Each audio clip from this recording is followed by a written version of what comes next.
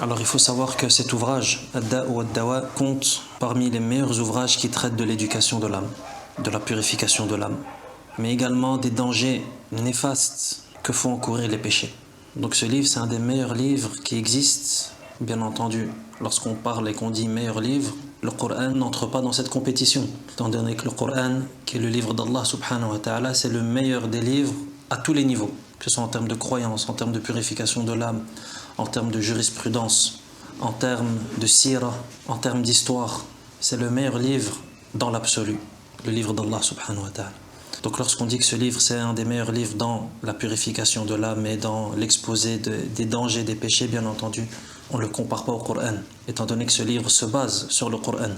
Donc ce livre qui se trouve entre nos mains, c'est un des meilleurs livres qui existent concernant l'éducation de l'âme, concernant également le danger que font encourir les péchés, ou encore de la nécessité absolue pour l'homme de s'en défaire. C'est-à-dire que ce livre met en évidence la nécessité absolue pour l'homme de se défaire des péchés. L'imam Ibn al-Qayyim, rahimahullah, dans ce livre, il expose cela, et il explique cela, et il détaille cela. Et également de procéder à un examen de conscience et à un repentir sincère. C'est-à-dire la nécessité pour l'homme de se défaire des péchés, de procéder à un examen de conscience, c'est-à-dire de se remettre en question et de se repentir sincèrement à son Seigneur. Voilà de quoi traite le livre dans les grandes lignes.